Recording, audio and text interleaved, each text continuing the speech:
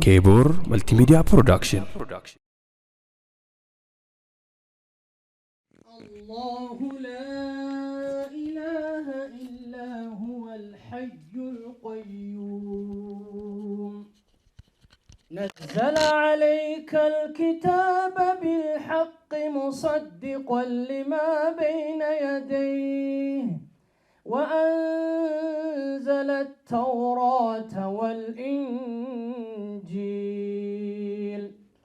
من قبل هدى للناس وأنزل الفرقان إن الذين كفروا بآيات الله لهم عذاب شديد والله عزيز ذو انتقام إن الله لا يخفى عليه شيء في الأرض ولا في السماء هو الذي يصوركم في الأرحام كيف يشاء لا إله إلا هو العزيز الحكيم هو الذي أنزل عليك الكتاب منه آيات محكمات هن أم الكتاب وأخر متشابهات فأما الذين في قلوبهم زيغ فيتبعون ما تشابه منه ابتغاء الفتنة وابتغاء تأويله وما يعلم تأويله إلا الله والراسخون في العلم يقولون آمنا به كل من عند ربنا وما يذكر إلا أولو الألباب صدق الله العظيم. إن شاء الله إنسان أستفوداني إذا إبان نوف بناني إسافود أجا سكنتها حالما إتفوهين كولي تديبلو تها أمس نهردفاني إرجاكي. بسم الله الحمد لله صلاة والسلام على رسول الله صلى الله عليه وسلم أما بعد السلام عليكم ورحمة الله وبركاته.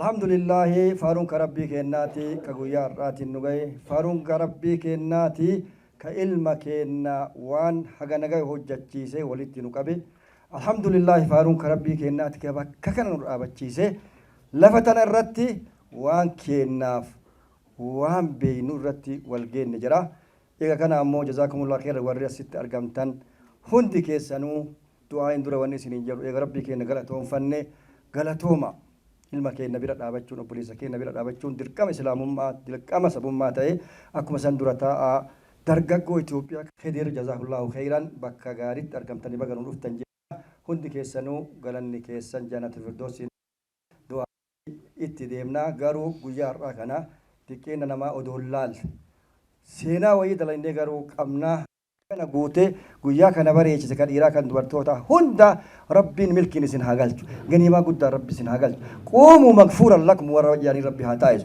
nama dalagu rabbi haa taa'isu yaa rabbi biyya teenya biyya nagaa rabbi haa godhu biyya amaanaa rabbi haa godhu waan arganii rabbi sifaanu haa godhu tanurraa hafte nu haa dabalu rabbi milkii waliin nu haa deebisu.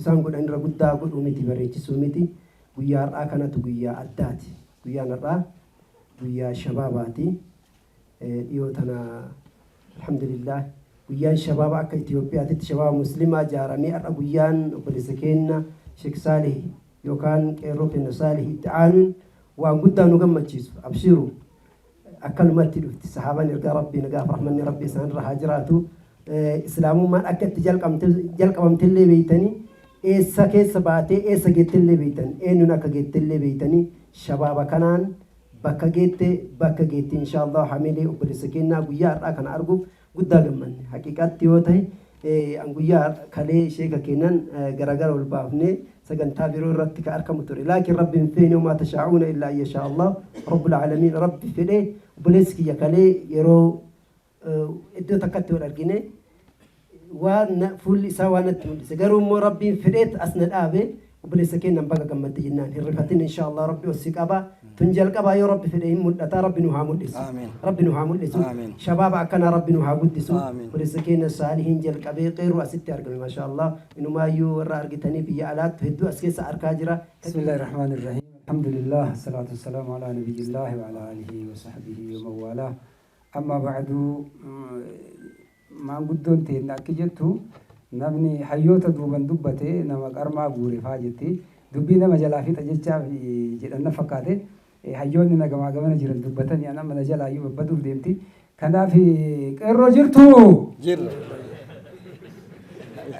gaflaan isinirraa galuuf insha Allah waan ulamaani keenya nuu kadhatan rabbi nuu haa dhagahu guyyaan har'aa dhugaa rabbi naganarra waan jedhu qabu na dhibaalleen kamareef jedhe san ta'eeti ككانتي في أبوليس كنا الشيخ محمد صالح وان كان إرا قدون قبو قمتون قبو مالي قدون قبو ما شاء الله أرى وان قردة تويو أسلرت أدم سفا ماجرا كانوا والقبطة ديني وان تأيف كانوا والقبطة خيري ما شاء الله سن اللي كينما كأستي جف ماجرو كن اللي كينما وان تأيف إن شاء الله ولا تشوف كل شيء درت يعني ملكي در رب نوها قال شو رب نمر أيو نوها ملكيسو كأشيله كأشيله رب نوها ملكيسو ولما رب نوها ملكيسو يسوي رفتنا أمو قال إنك يسن جنة هاتو بسم الله الحمد لله رب العالمين وصلاة وسلام على رسول الأمين وبعد السلام عليكم ورحمة الله وبركاته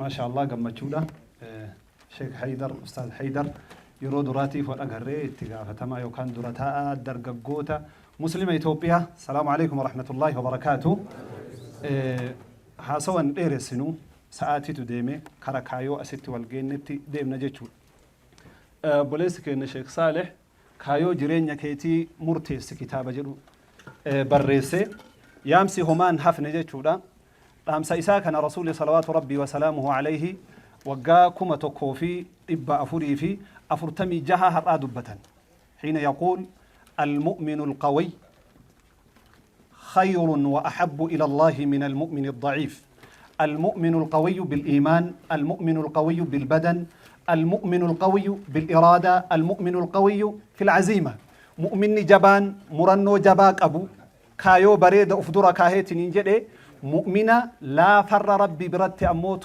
جالة ما راجل أنا محمد صلوات ربي وسلامه عليه كان جتشون ما إني نمني توكو قافما ربي الدنيا كان الرت إسا أوميت نينجد الرا كايوك أباتشوك أباجتشو نبي محمد صلوات ربي وسلامه عليه نمني مرنوك أباتشوك سد ويتم دعائي كأتنو اللهم اغفر لي إن شئت اللهم ارحمني إن شئت يا ربي يوفيتنا أرارمي يوفيت رحمتنا قد جدني أكهن كلا نيجدا ما لها قد أمالي جال موري يا ربي أكننا قد يا ربي أكننا تهجدي ها مرتي فتوجد أنجيشا كان أول كبسيسي وبليس كينا كتاب بريدا كان بريسي ورى الرافية مربنا هاقودو ورى إسالي قمتشيس ربنا هاقودو سلا دعوة اللي ولتقونا ساعتين أموتو هنجرو تكتي واني أن آمو بربادو يرو أما كان كيستي هدون نما لفا أفان جيشو كتابني يرو أما كان سلا برا وأكا كياتي كتابة لالوتا تكتوكي يرو سو برا هي نقم مجيس لغا ربي دبتشو دار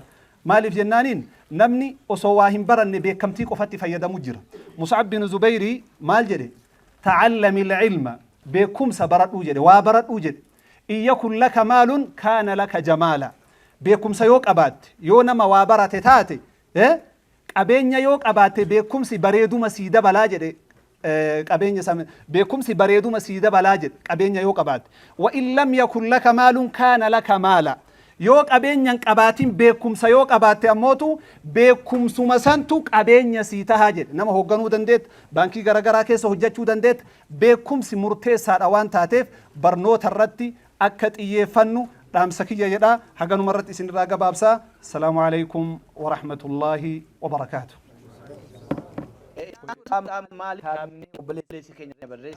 كتاب بريسون دوسون قالوا مني أمتكو قالوا مني بيتكو Qaroomni dargaggoo biyyoo kan beekamu maaliif dubbisuudhaan, barreessuudhaan, barachuudhaan.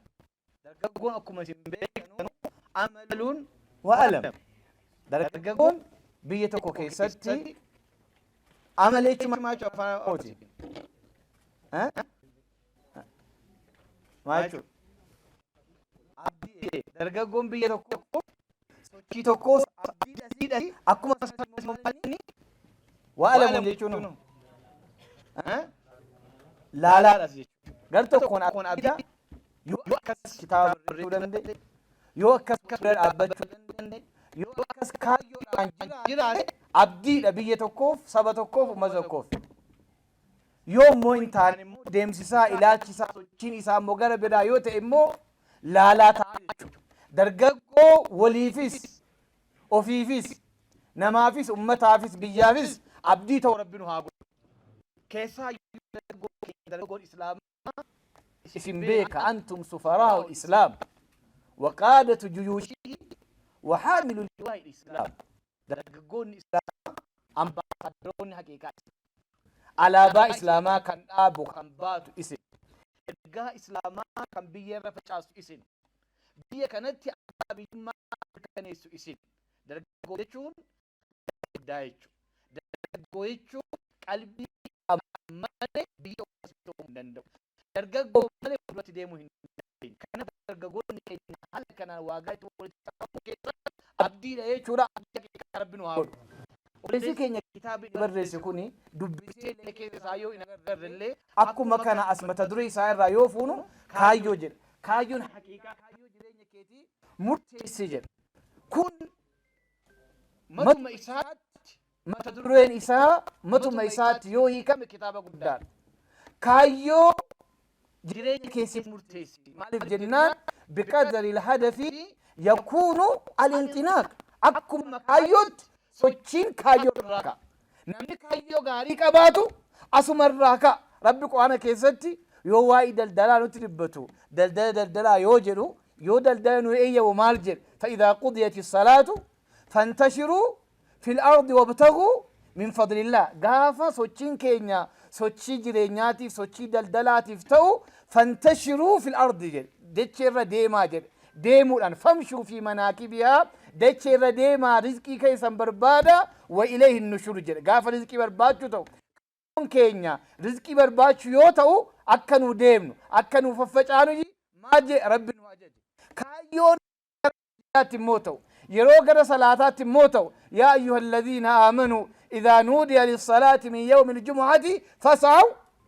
إلى ذكر الله وذروا البيع يوغر مسجدات كايون مسجدات يوتي مال توقع بريد مال توقع فاسعوا بان سوچوني فيغني غر مسجدات يججان ديمو قبر يوغر بيزنسي فمشوا في مناكبها فانتشروا جل يوغر مسجدات تيمو مال فاسعوا إلى ذكر الله جل يوم غر إسات إمو يوغر ربي نوت إمو ففروا ربي تبقى ربي تبقى حقيقة كايون بكت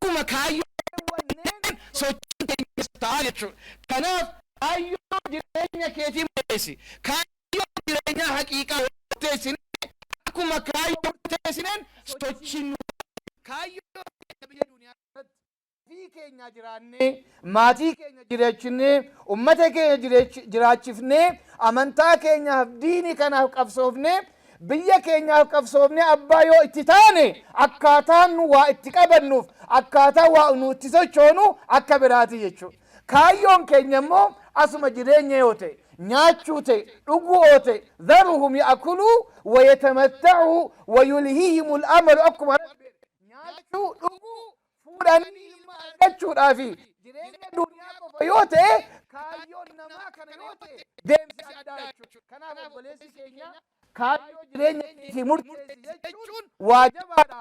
Kaayyoo jireenya keenya murteessineerra mee of ilaalu. Suuqii kiyootii yoo seentan duraan suuqii kiyootii keessatti wanti barreeffame maaltu jira? Suuqii kiyootii keessatti maal agartu? Afaan Amaaraatiin keessatti tokko lazaarii duubee illee jedha dhugaa lakkoon lazaarii duubee illee jedha tokko maal jedha yeroo hedduu fi kan beekamu maal jedha yaala siraa maqoominaa መቀመጥ ያለ ስራ መቆምና መቀመጥ ilkin ነው hojiidhaan malee dalagaan malee taa'uunis dhaabbachuunis dhorgaadhaa jechuudha.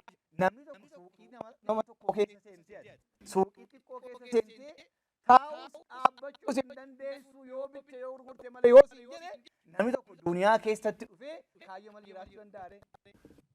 Kaayyoo tokko malee ati suuqii keessa dhuftee dhaabbachuu hin dandeessu maal beektu suuqii kun jilaan dhibbisiin jechuudha. Gabaa dhufaa jiru kana narraa hin deebisin jechuudha. Ati ba'i faayidaa hin qabu jechuudha.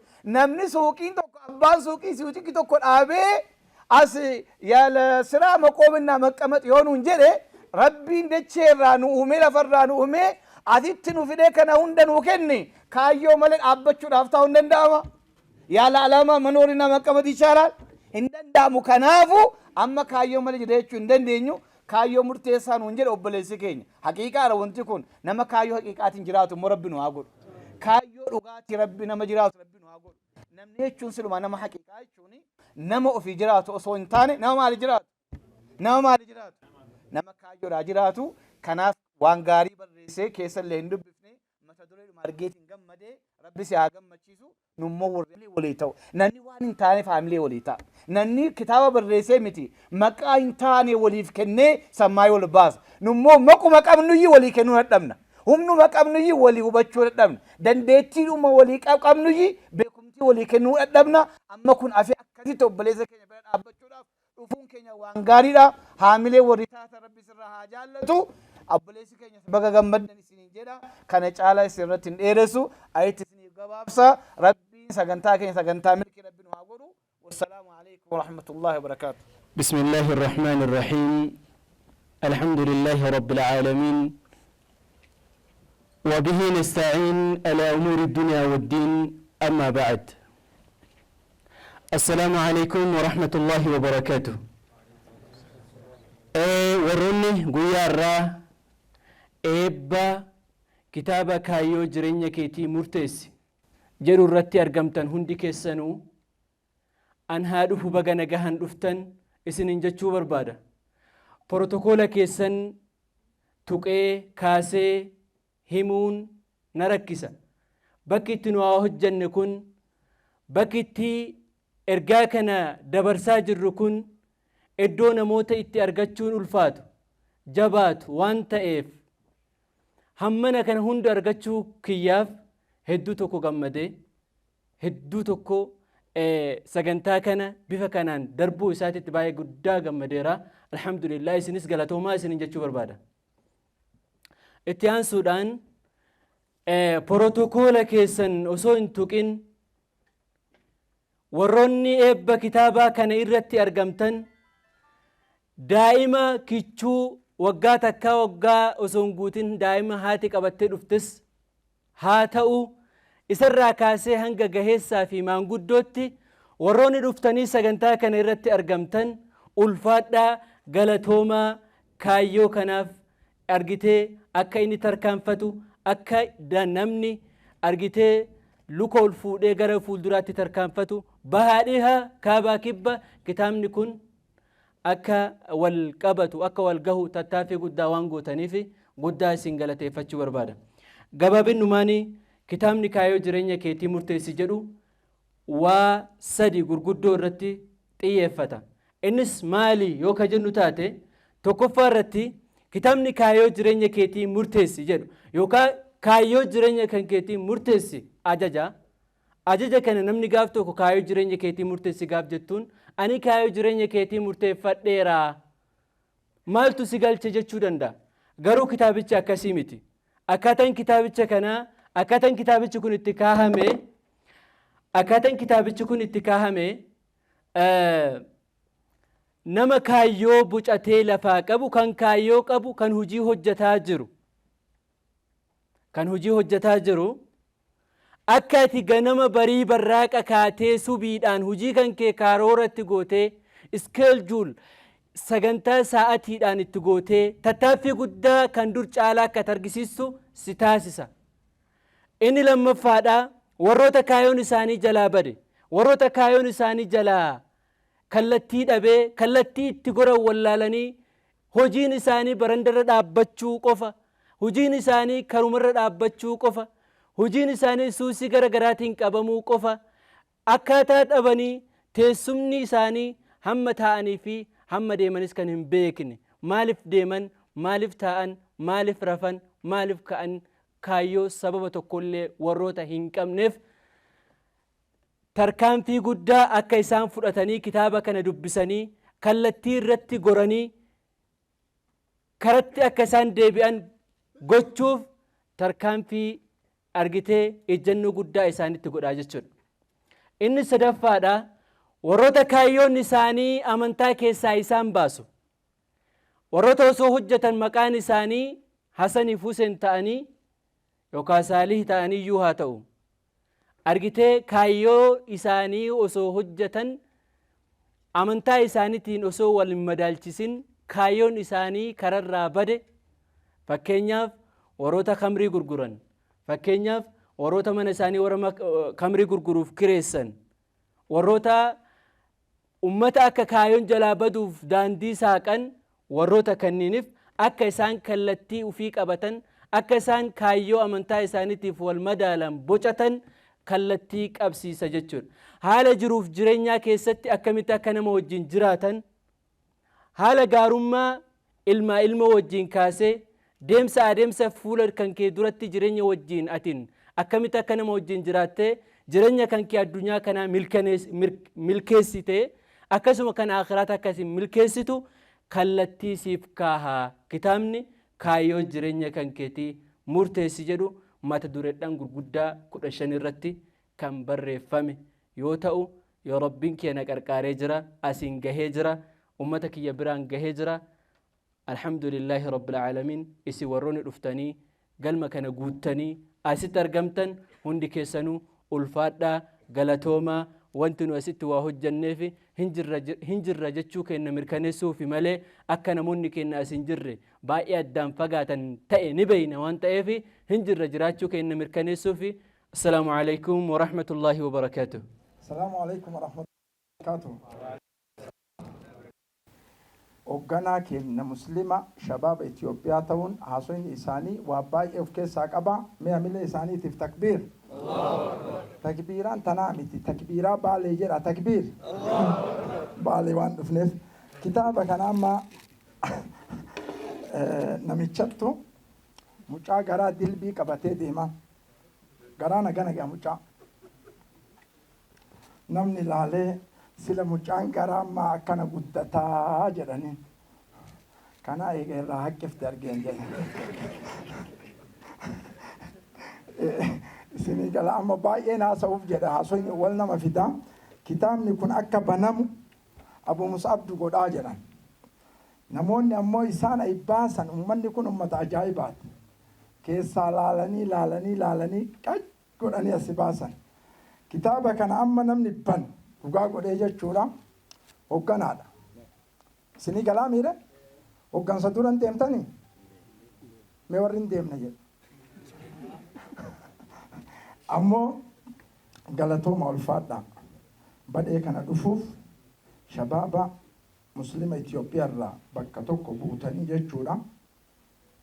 Yeroo hedduu amma baay'een dubbadhu ulfaadha.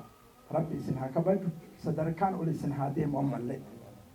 Maaliif kana dubbadhe beeytanii? Biyya tana keessa wanni akkanaan jiru. Waliin ijaaramtammoo hin darbitan achi. Mee takbiir. Amma nuu taate dubbii yaa Rabbi itti nuuf fufsiisi. Yaa Rabbi itti nuuf fufsiisi. Kitaaba kana akkaataan inni itti banamu akkaataa warra Finfinneeti moo akkaataa Baaleetti banna, akkaataa bakka biratti akkamitti banna jaran federaalaan banama kun wilii hoolotii fi re'ee guuruu hin dandeenyu jechuun isinii gale. Iktisaanni Itoophiyaa, bizinesni Itoophiyaa parsantii 100 harki 70 eessaa socho'a? Eessaa socho'a jaran? Fooqa tokkocha as keessatti ilaalee waan magaalaa roobee kulli ijaaran osoo garagalchanii fooqa tokkocha gaya mallay bizinesarra tokkochi jechuu. Ni'imaa kana keessa jiraachuun maal jettan? haganuma arabat waan jedhu zamoon ammiidiyarra laalaa finfinneen dhufne maal jette arabni bee mee namnummaan tokko arabni finfinnee dhuftu maal jette tokkochummaa warri miidiyaa hordofu arabni finfinnee dhuftu maal jette isin kana hin hordoftan jechuu cabsi butuchi garana gara galchii malee kana hordoftan isin Awurooppaa jadiid jetti Awurooppaa jadiid jetti maaliif arabni akka jetti beektanii akkaataa biyyi isii itti guddatte beekti nu ammoo osoo warqiin illee samaawaata roobee takka takka manatti nu gale warqiin sun haqiiqaa ban forjida jenna sirrii miti akkasiimi forjida jenna moo akkam sammuun gabroomne yaa rabbi tana keessaa nu baasi osoo rabbal aalamiin samaawaataaf hurriyyummaa yookiin bilisummaa sii buuse am samaawaataaf warri sammuun gabroome wanni tunnarran bu'in jedheetti laa qabata akkana gubbatti akka irran buuneef akka federaalatti banna jedhan ustaaza. Laffaatii yookaanuu taabii hawaasni keenya hayyoonni keenya aalimoonni keenya kanneen baadiyyaa fagoo keessa jiran katakka akka keenya magaalaa bahanii shiruma tartiiba qabdu takka reefuun tana sheekni keenya jedhanii sanillee hin nyaatin tanuma gola keessaa sanillee jechuudha. Laffaatii aalimoon keenya jahaatamootaan torbaatamootaan bakka takkatti awwaalamaa ture. Hawaasa keenya kan gammoojjii keessaa jirimee ciree wal gubbattuulee ibiddatti qabsiisee osoo ifaan hin jirre osoo kurraasii qabsiifatuuf gaazalleen arkan ibidda shidee ilmaan fiitti tarrisee qaraasisu osoo nifi kitaaba mallee harkachuun hafee loohaa muka ifii qoratee dibeete ifii tolfatee ifii quraana soddomman barreessee ilmaan ifii barsiifachaa ture. Arraa bakka tana gahuun keenya caayaa jara sanii natti fakkaata dur. Bu'aa bahii isaan keessa dabran saniitutu arra nuti akkamitti islaama taanaan nu yaachisuu dhabee akkamitti islaaminaa teenya fuuldura deemna akkamitti biyyaa wajji wal qixxaannaa wanni itti yaannuuf sanii fidu. Ana daa'imaa sheeka kiyya jala akkuma jarri keenya jaan an ustaazonni kiyya irra hedduu isaanii ijoollee baaleeti kaniin qur'aana kitaabaa sirra qaree jechuudha. Tanaaf baalee dhugumaanuun hin jaalladha. Ani biyya takkaafuu osoon nashiidaa sin baasin baaleetii yahoo baale hoo baaleetii yahoo baale hoo gootota keetii ol si baase hoo uumama keetii ol si baase hoo ol si baase hoo wanni nin jeef kanaaf jechuudha. Jalqabaa isaanii dabarsiise ustaaza kiyyaa wajjin anaa xiqqaa harkana qabee godina baalee kana keessa hoggaa deemnu yeroo san irra hedduun lafti baalee tun bosona ganda tokko bulle hoggaa bullu ijoollee gandaa hunda ustaazni waliin yaaseet abbaan ijoollee hundi isaanii muka ciree fida. Mukni kun kayyinaa irra ciree fide torbaan dhufu torbaan lama booda ni goggoga walirra guuranii ibidda hanga samii kana dhaabbatu ijoolleen itti marsitee qaraatitu.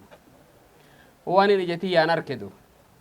Akkasitti biyyi teenya islaaminaadhaaf bu'aa bahii hedduu keessa dabartee arraan tana ol baanee bootaa gurguddoo geenyee akka dargaggoota Itoophiyaatti illee hoogganaa godhannee hooggansa gurguddaa abiyyi cinaa dhaabbatu kani beeta mangistii seenu tolfannee dubbachuu ka dandeenyeef laffaatii jara saniititu. Dargaggoonni keenya takkaa kitaaba barreessuu dhiisii qur'aana aliifaa fi wanni kana barreessuu keessaa baaneen bahuu hin dandeenyetu. Qur'aanuma barreeffame kana bakka kitaaba irraa bitannu hin qabnu kitaaba kana loohaarra barreessuu biran kunne zamana hedduu dubanuti. Ajaa'iba nama fakkaachuu inni mala. Arra garuu dargaggoonni keenya afaan keenyaan jechuun jokoon illee dubbii jabduudha afaan keenyaan barreessanii dhaloonni keenya akka dubbisuuf tartaa seennee kitaabban eebbisuu eegallee jiratu alhamdulillah arra laata namni dubbisu ni jira hin isin iyyaachisen namni dubbisu rabbiin itti fidadu nuti barreessuun qofti nu ayaachisu dargaggoonni keenya waan arra jiru seenaa arra jirtu lafa kaa'uun qofti nu ayaachisu gaafam oromoon islaama taate bifa kamiin oromoon islaama taate namni nu barreessan turre madru barreeffamni ifa ta'e kan dubbifamee namaa galu kan seenaa dhugaa lafa kaa'u hedduu baay'een turre arramma wanni as booda nu bira kutuun hawaasni waan amma jiru beekuu dhabuun nuuf qufaatiidhaa fi du'a obboleessa keenya gaarii fi jaallatama kitaaba kana barreesse Saalih Ibraahim maqaa kaayyoo jedhu kanaan barreessuun isaa akka reefuun tana durataan keenya durataan dargaggoota Itoophiyaadha Ustaaz Sheekh Haydar Jaan jechi kaayyoo jedhu honqoftiin kitaaba kana dubbisuu dhaaf gahaadha jechi honqoftiin sammuu keessatti jecha waa nama uumu hoggaa dubbise maaliin keessa harkadhaalleen akka kitaaba kana namni hundi bitatu isa taasisa kanaaf dargaggoota keenya barreessaa isiniin jechuun faradu barreessaa waan arraan tan argitan ta lafatti argitan ta if cinatti argitan tana barreessaa warri ka sheekha keenya sheekh Musaabis dila kooliyaa irraa haasoftu kanaas ummanni keenya dhaga'u barreessi afaanin haasoo ati beekuun qofti nun fayyadu jechuun barbaadatu barreessaa uma rakkinan qabu ijoollee teenya hamileen dhugaa kitaaba eebbisni hamileen nama cafoonni mala namni xiqqoo ta'e garuu hamileen isinin cabin barreessaa isinin jechuun barbaada Khottaa yaa dargaggoota hojjedhaa hujii si fakkaata dhaloota dhufuuf abbaa taarikaati taata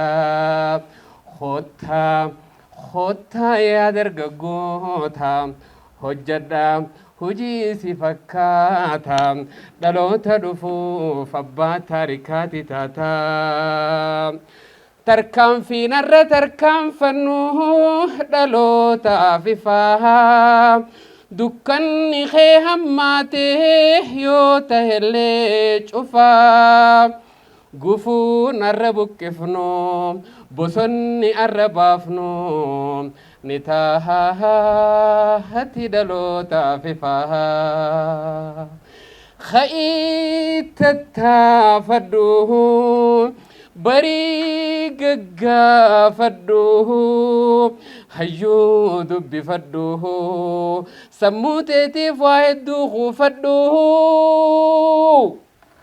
dhaloota dhufuufis kha'ii dabarfadhu dhaloota dhufuufis kha'ii dabarfadhu karaa rabbii qabannee yoo wal jala hordofnee yoo wal dhageenye tokkoomne diin keenyaafis eenyummaa keenyaafis hawaasa keenyaafis baraara guddaa taana Khottaa yaa dargaggoota hojjedhaa hujii si fakkaata dhaloota dhufuuf abbaa taarikaati taana namni abbaan kufee ilmaan keessaa bahaa kan ilmaan kufee daaraa tahaa Khottaa yaa ummataa kufuu jalaa bahaa Khottaa dargaggoota wabii diinii tahaa ifii tahaa qabannoonu tahaa osoo ati jirtu akkin taane maa tahaa osoo ati jirtu akkin taane maa tahaa osoon ani jiru akkin taane maa tahaa Khottaa yaa dargaggoota